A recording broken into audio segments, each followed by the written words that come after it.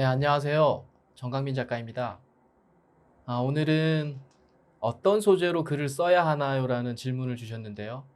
제 책쓰기 수업을 수강하셨던 님의 와이프께서 주신 질문입니다. 이 내용을 보시면 분명히 조금 도움이 되실 겁니다.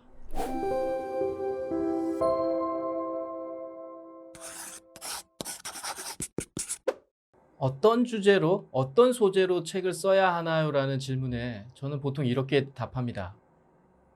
우선 가장 관심 있는 분야를 쓰세요 라고 말씀드립니다. 맛집에 관심이 있거나 연애에 관심이 있거나 부동산에 관심이 있거나 자신이 하는 영업에 관심이 있거나 자신이 믿고 있는 신에 관심이 있거나 그렇게 관심 있는 분야를 쓰시면 돼요. 향후 제가 소재와 주제에 대한 영상도 한번 올리긴 할 텐데요. 오늘은 소재에 관련된 이야기만 조금 더 드리겠습니다. 만약에 어떤 분이 칸트의 순수이성 비판, 프랑스 혁명이 인류사에 미친 영향, 불교의 육바라밀이란, 우주의 비밀, 이런 관련된 글을 쓰게 된다면 아마 상당히 곤혹스러울 거고요. 전문가도 쉽지 않은 내용일 겁니다. 질문 주신 분께서 어떤 소재로 글을 써야 하나요? 라는 이 질문의 이면은요. 저는 지금 소재가 아주 좀 모호합니다. 라는 의미가 있을 겁니다. 저는 이런 분들에게 일상을 쓰라고 이야기를 합니다. 독자는요. 평범한 저희 같은 이런 일반인들이 하는 일상의 이야기에 더 공감합니다. 스티브 잡스라든지 현자라든지 이런 위인들의 이야기는요. 공감도 하지만 그분들을 닮고 싶기 때문에 더욱 책을 읽게 되는 거죠. 전문 분야에 관심이 있다면 그 전문 분야를 쓰시면 됩니다. 가장 좋은 건 전문 분야에 자신의 일상을 녹이면 가장 좋다는 거예요. 보통 전문 분야는요, 정보성의 글이에요. 정보성의 글은 인터넷이든 유튜브든 상당히 많이 널려 있어요. 누가 어떤 사람이 그 정보를 캐치해도요, 똑같은 내용입니다. 하지만 일상은요, 인터넷이든 유튜브든 나와 있지 않아요. 그래서 정보성의 글에 자신의 일상을 녹이는 게 자신만의 글이 된다는 거예요. 그래서 저는 일상을 계속 쓰라고 이야기를 합니다. 소재를 찾는 방법은요, 어쩌면 되게 단순하지만 또 어려울 수도 있어요. 첫 번째는 오늘 하루 있었던 일 중에 가장 기억에 남는 일을 쓰면 돼요. 그리고 자신과 대화를 나눴던 분의 이야기 중에 기억에 남는 일이 있다면 대화체로 글을 한번 써보세요. 그리고 책을 읽으면서 글을 또 쓰시면 됩니다.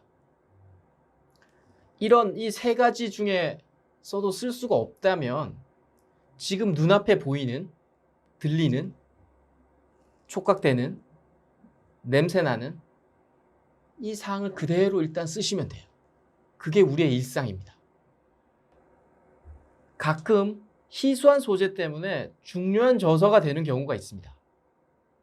알래스카를 경험했다라든지 진귀한 자연현상을 목격했다라든지 엄청난 사건을 목격했다라든지 이런 걸 글로 쓰면 중요한 책이 될 수도 있습니다. 쇼펜하우는 이렇게 일갈합니다. 재료에 의존하는 정도가 적을수록 작가의 위상이 높아진다. 누구나 알고 있는 진부한 소재일수록 작가가 세상에 미치는 영향력은 그만큼 확대된다. 일상이 글이 되려면 엄청나게 많은 사유의 양이 필요합니다. 하지만 희소한 소재는요, 엄청난 사유의 양이 필요하지 않죠. 거기서 경험했던 내용을 그대로 표현하면 되죠. 하지만 우리의 일상적인 내용이 책으로 표현이 되려면 생각의 양이 2~3배, 4배, 5배 이상이 필요하다는 얘기예요.